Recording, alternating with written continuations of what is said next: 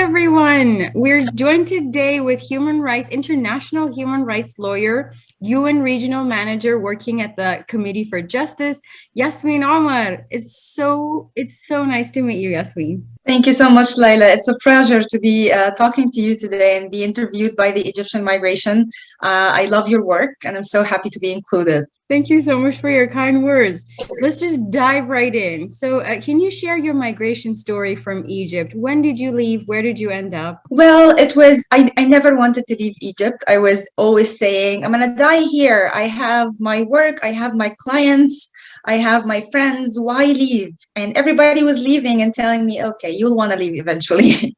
But in 2017, my fiancé at the time was imprisoned for a freedom of expression case. And I was continuing to do my work in defending human rights victims in Egypt until I was targeted by the media, authorities, for giving out statements about radicalization inside Egyptian prisons after one of my clients, who was 14 years old, was successfully radicalized inside prison after being detained in an adult facility, not a juvenile facility as per the law. And then he got out and he bombed himself into a church. This incident was the chance to talk about radicalization in Egyptian prisons and how the state is pushing this phenomena forward by not doing anything about it, not listening to experts talking about evidence of radicalization. And eventually, everybody paid the ultimate price of terrorism. My statements caused lots of rage within the government, and therefore all the media outlets started to accuse me of terrorism, started to incite against me, call for my execution, accuse me of inciting the bombing. And I had to physically hide because angry people were looking for me to kill me. This charging kept going for weeks until everything happens this way in Egypt, until it died after they found another something to talk about. But at this time, I knew that my career has de facto ended. I can't go to the state security prosecution because I might find myself in a case. I can't go to the court because I might get arrested like other colleagues of mine who were arrested while working.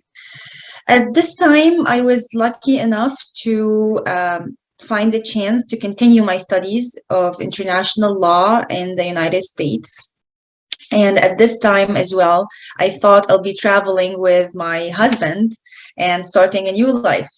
I did travel to start studying at Syracuse University, New York. However, my husband remained under a travel ban for another year. And it was really, really hard starting out in a country that I've never visited the United States before I came to live here. I've been traveling a lot, but not to the United States. And it was really, really hard to start a life here alone, a very, very hard study, and a future that I don't see how I can't see the picture of the future.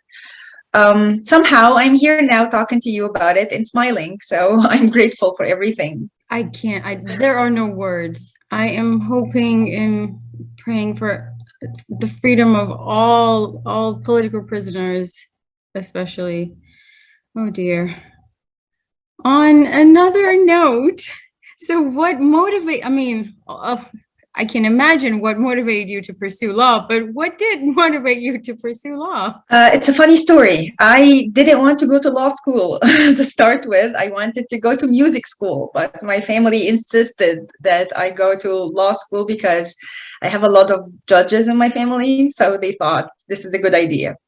But in my third year of law school in Egypt, I went to protest on the 6th of April, 2008.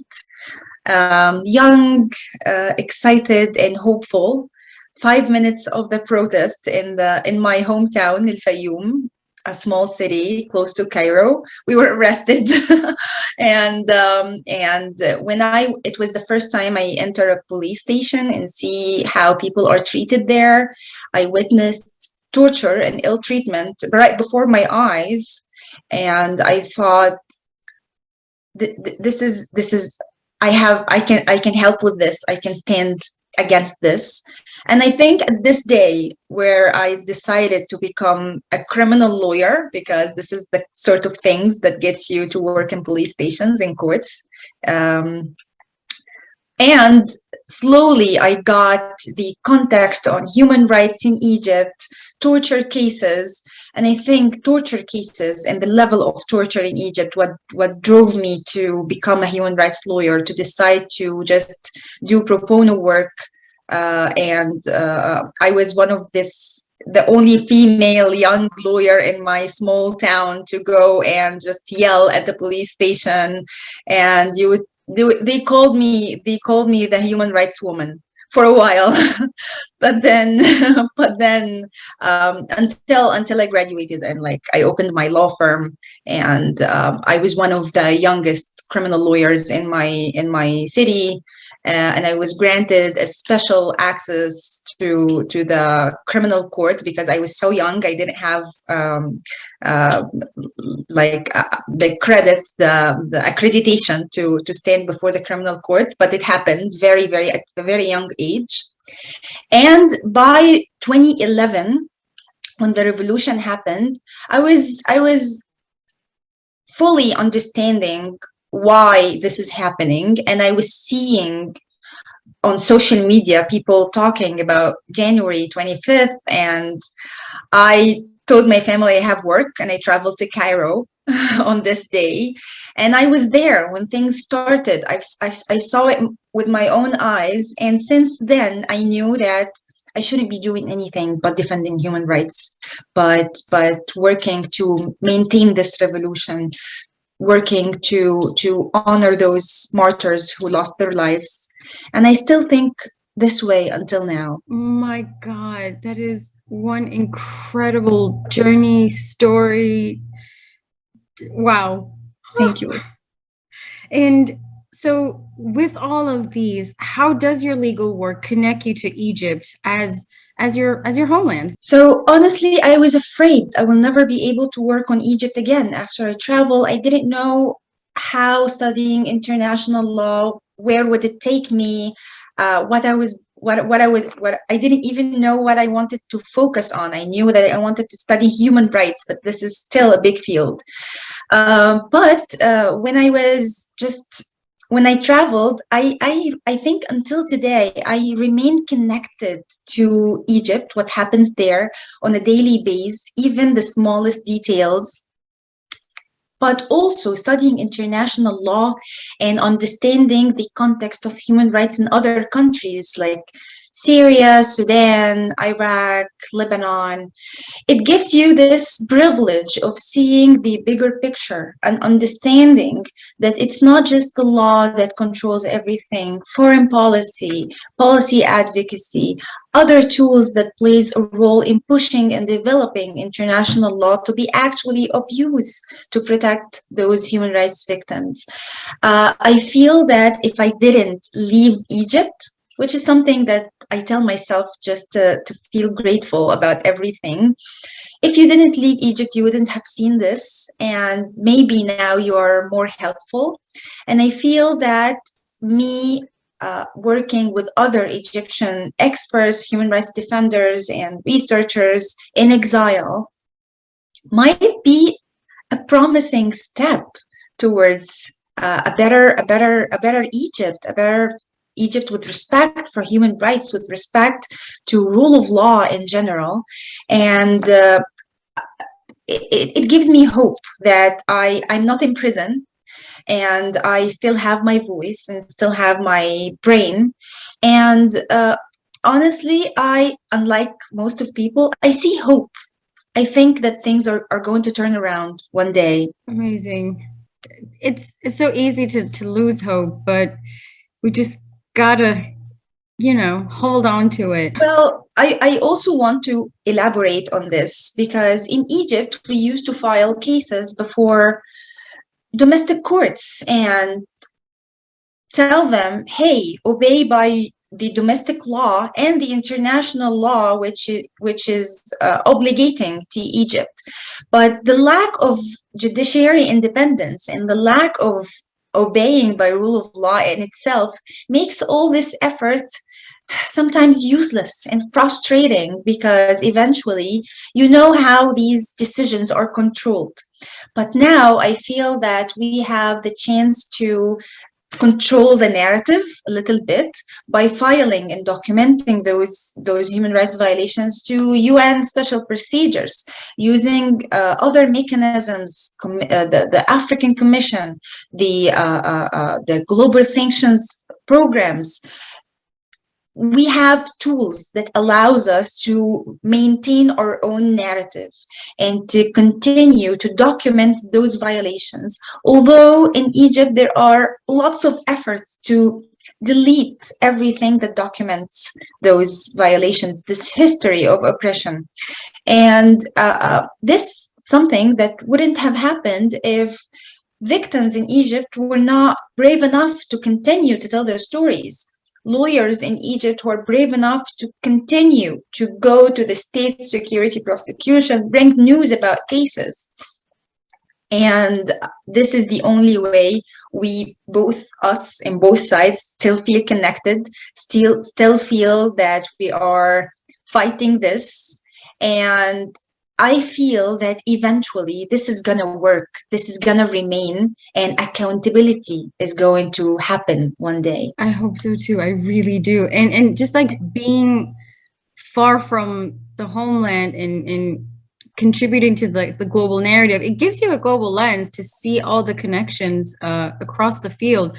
But I want to press into like a little bit more detail. So you work on human rights cases that are based in Egypt, such as the case of Abdulrahman Ahmed or Muka. Can you talk about some of the details? How do you manage advocacy in exile? Is it more difficult being abroad? Do you feel like you have, because you did mention that you can be more impactful in the global north, but can you share some of the details of how you actually do it? Okay, so it takes a lot of being careful, and it takes a lot of good knowledge of safe technology, which is really, really important in the context of working in exile and being connected to people on the ground and amplifying those voices, those local voices at the end. I am connected to my clients on the ground somehow in a safe manner because I'm a lawyer. I represent clients and I connect with them personally or with their family, mostly with their lawyers because this is the most safe mean of connection because, the umbrella of criminalization in Egypt is pretty wide. In Egypt, I used to do advocacy, meeting with the media, meeting with foreign missions, meeting with any stakeholders, which is a legal thing to do as a lawyer.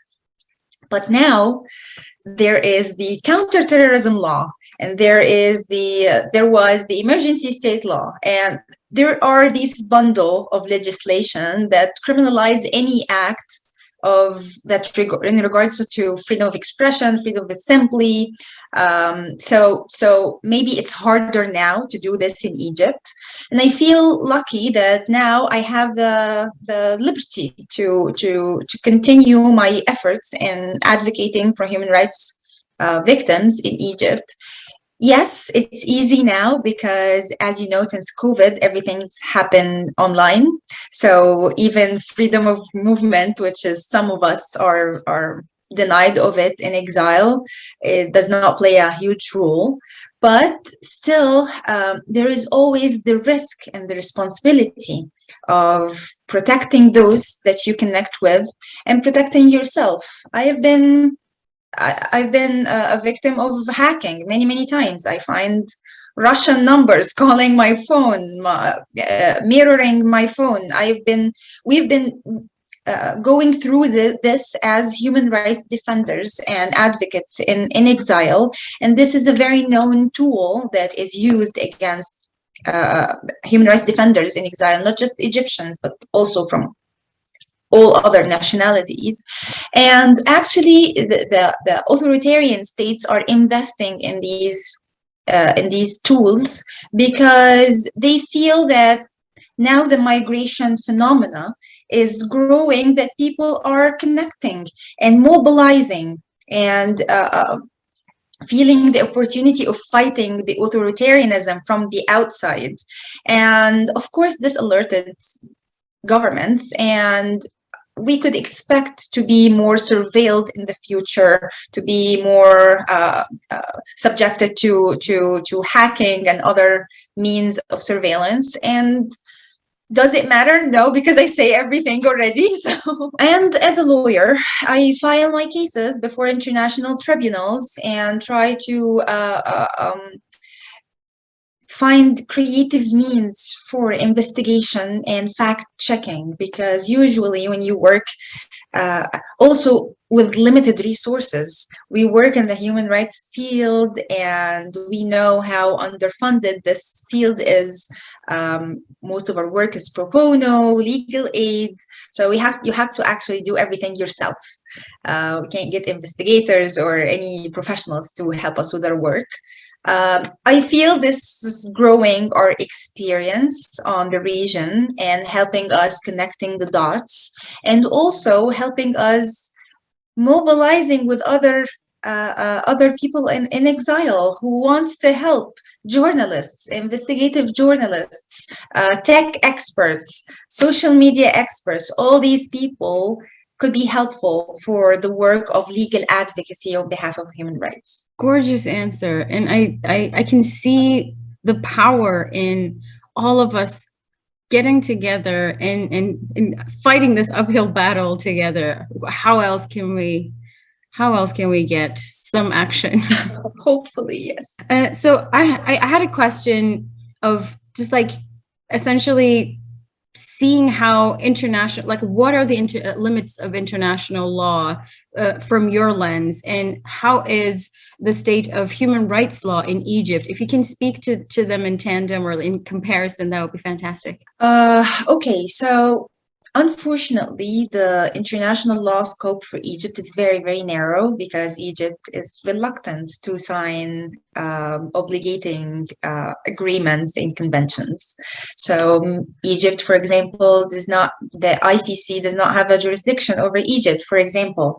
But there are other tools that I wouldn't say proven successful before, but that has issued opinions and resolutions about Egypt.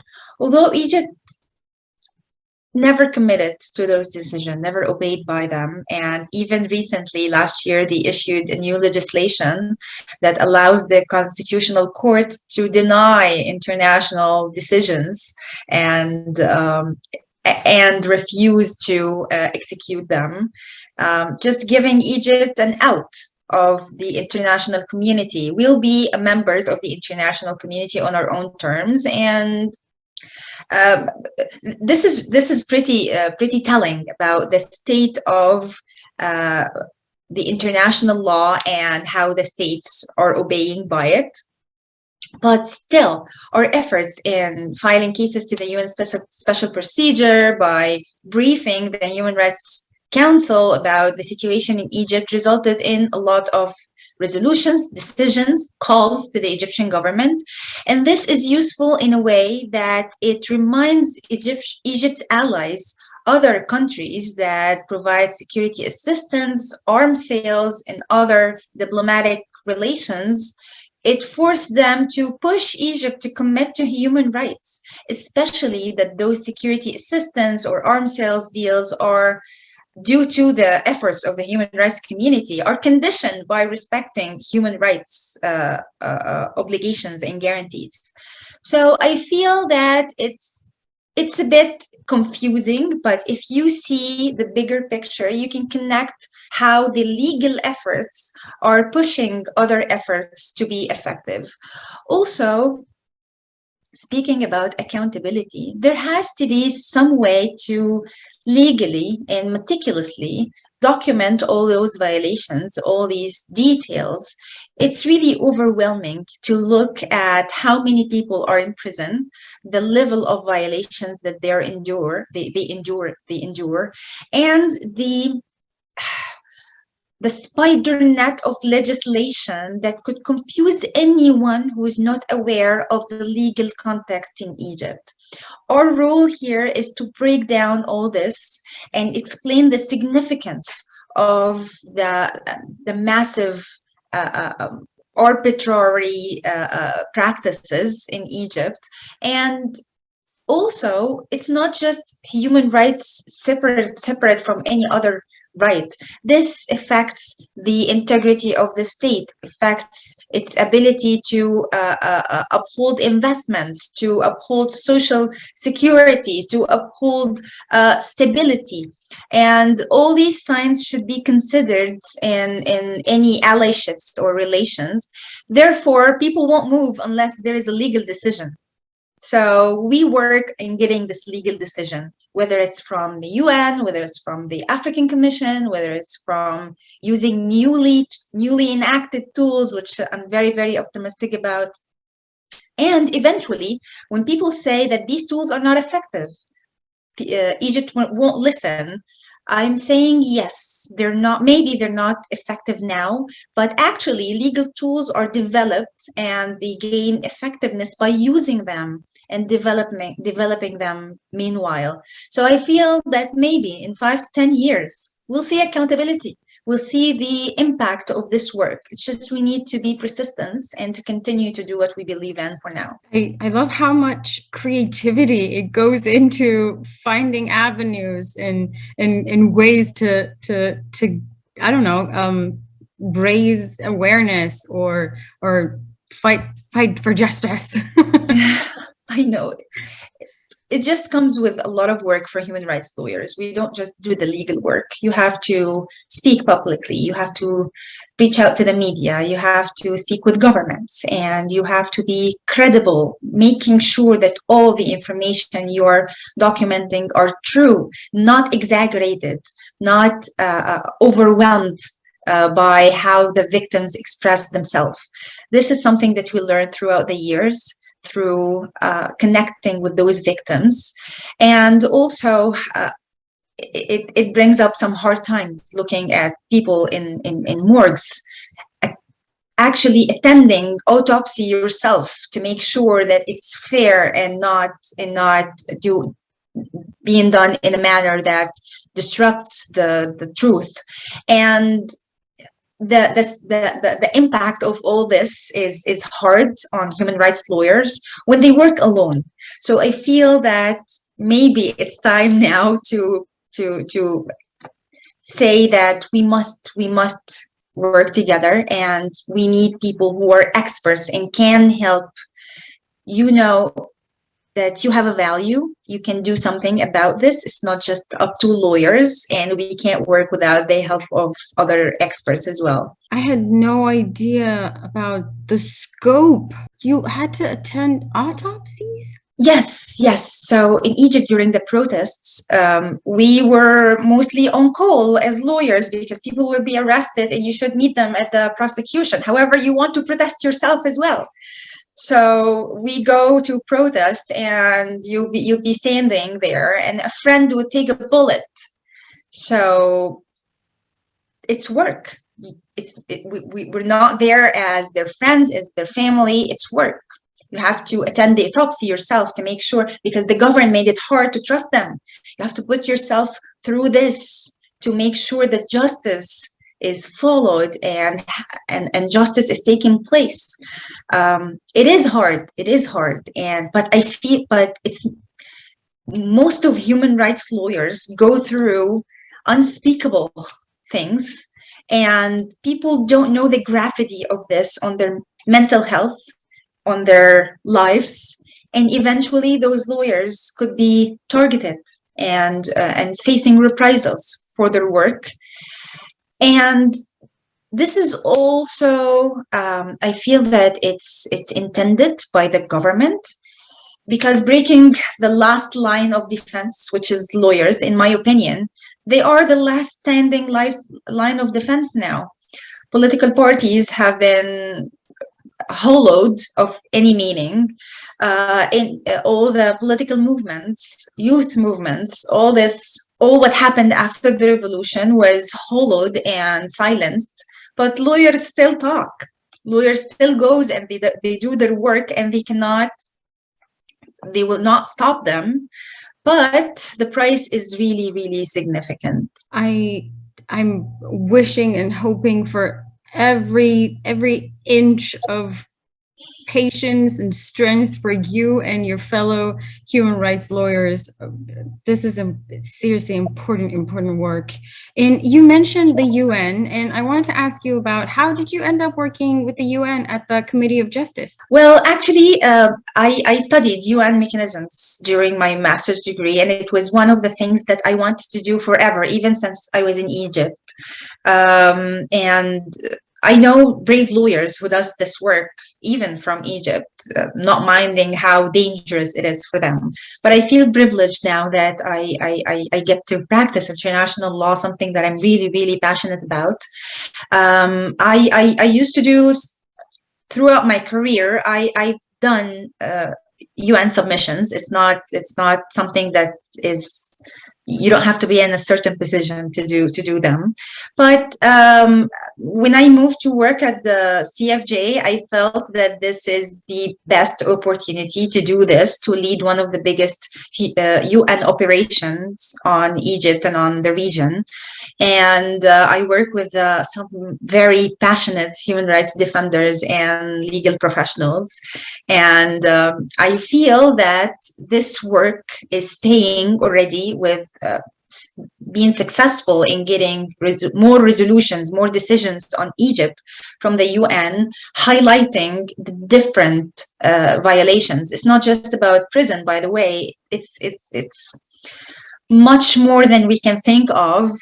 And explaining the whole narrative here helps UN experts as well to use the right language to urge the government, communicate the correct information, giving little chance to the government to deny the violations. All this takes professionalism and takes integrity. And I'm so happy to be in a position that I have the tools to do this. And I feel that this is also the most peaceful way of resistance. Just use the law and use your voice. And you cannot criminalize this. You cannot silence this. And in addition to the UN work, I'm also touching on other tools, hoping that me and other international professionals around the world will be able to develop these tools and give it the weight and the impact to change something. Amazing. And going off of the same topic, can you share some of the challenges, rewards, and surprises that you have faced along your journey as a international human rights lawyer? Okay, well, it was really hard. English was not my first language when I moved to the United States to study law, one of the hardest studies in the US, and the most competitive environment in the US. Also, being separate from what happens at home and being separate from what happens here. There are human rights violations in the United States as well, and it's really hard to isolate yourself from the community you live in. And now, sometimes I find myself struggling. I want to do this, and I want to help here, and I want to help here, and I'm connected to those people as well. And here is the thing: when you become an international human rights lawyer or an international legal professional, all human rights violations are human rights violations of the same weight, even if it happens in countries that is known for democracy or justice or whatsoever. But eventually, here when it comes the value of experience, here when we say yes, we are experts on the Middle East, and we are able to see the picture and explain it better than anyone else.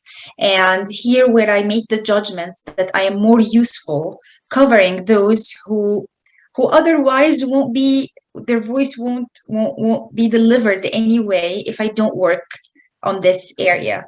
And I keep telling myself that this is my community and this is my community too. I try to be as connected as possible, but this is definitely one of the most struggles I've been going through. Um, Also, I am a mother. I had my daughter here in the United States. She's American. I'm not. She has a passport and can travel. I'm not. And I keep thinking that I want to raise my daughter to know that there was a great revolution in Egypt, and that me and her dad went through all this to defend other people and to defend principles that we believe in. But sometimes it gets a little bitter. I haven't seen my family in 5 years. My daughter never met her family before. And it's hard to go through this and continue to work with the same level of power and insisting to make change.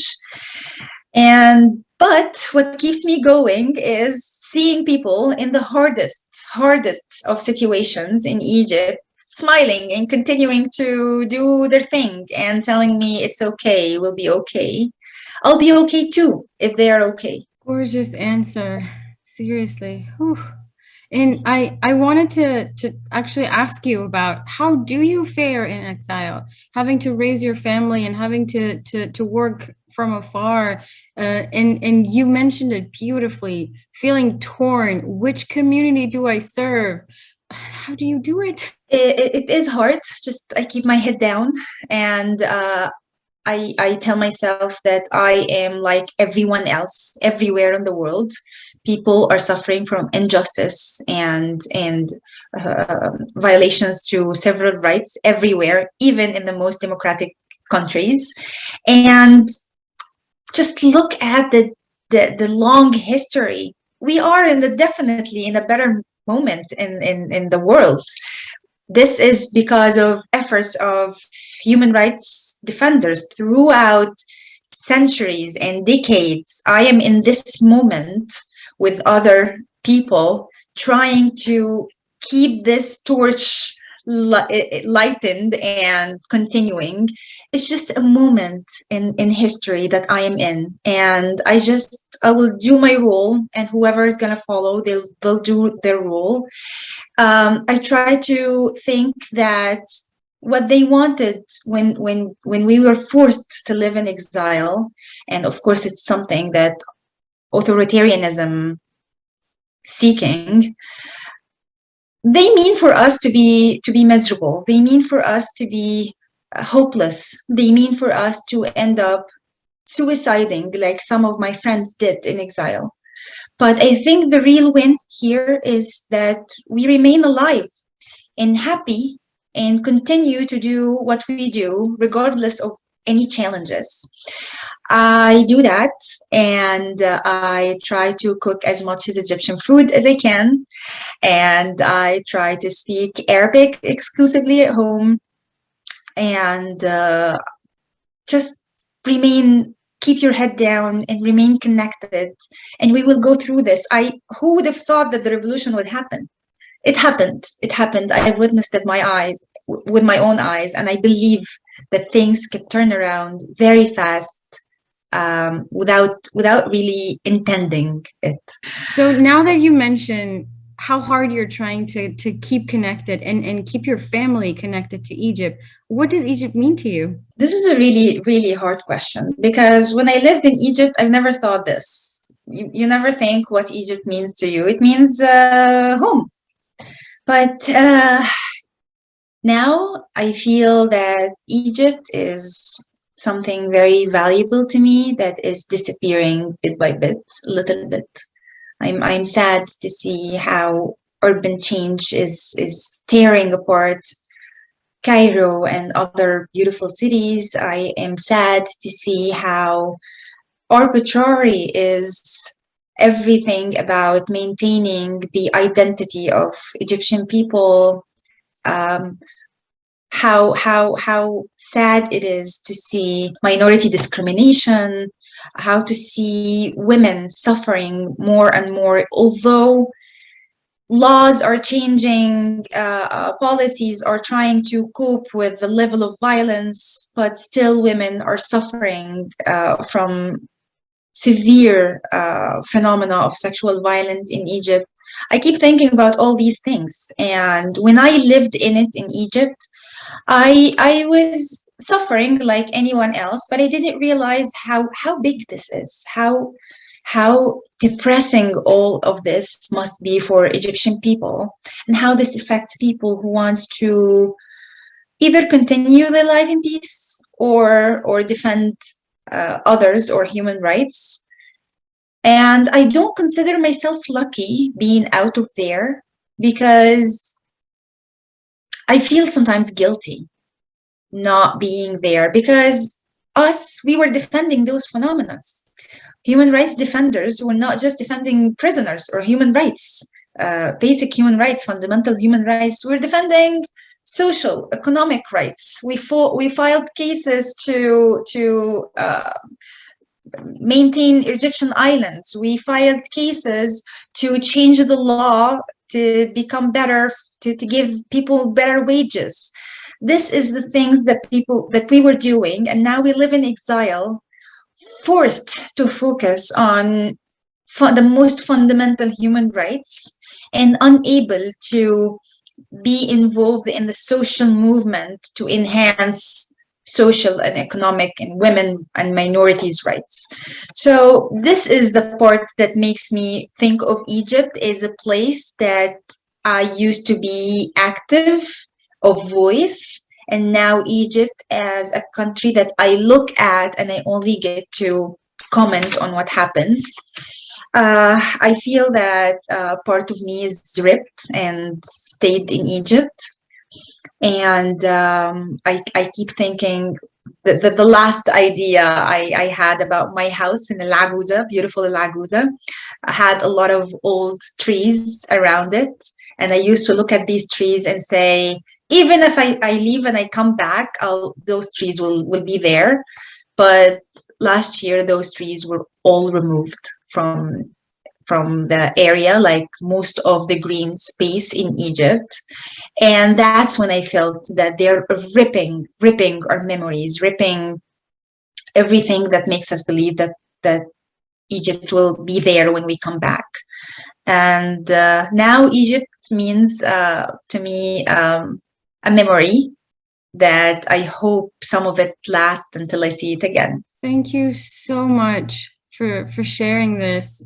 I'm really honored that you have been so open and so precise in the way you answered my questions. My final question is, do you have any advice for people who want to share a similar journey, not just specifically the unfortunate part about exile, but human rights in maintaining their connection to Egypt? For people in exile, it's frustrating, I know. And I know that looking at the overwhelming level of oppression could be deterring from trying to do anything about it. And also the level of pressure in exile that we face, language, economically, everything is hard for us. But I think it will be easier a little bit if we connect to whoever you feel went through the same thing. Let's talk and let's find ways to mobilize and to maybe help each other seek accountability. Our exile shouldn't go unnoticed, and we'll have kids who won't be connected to anything we've been through or even our home countries. And I feel that this generation will need to see that we've done something about it at least. So I just call for all my Egyptian Egyptian people out there who cares about human rights justice in Egypt. Let's connect. Let's talk together and see how can we find meaning in our exile. So many pearls of wisdom there, honestly. And speaking of getting connected, it was wonderful getting connected to you. I'm so honored. Thank you for allowing this time for us to have this conversation. Thank you for your great initiative. I feel that you are doing what I was calling now for, connecting people together, sharing their stories. And I hope that more people are willing to share their stories. And one day we'll look at these stories and we'll find out that this was the start for our connecting and for mobilizing, and maybe we'll win one day. We will. And honestly, our mission at Egypt Migrations is preserving the history. This is the history. This is our life histories, honestly. Thank you so much for all of your work and efforts. I'm really honored to be interviewed by Egyptian Migration, and good luck. I wish you the best of luck with your initiative, and I hope it grow to create change.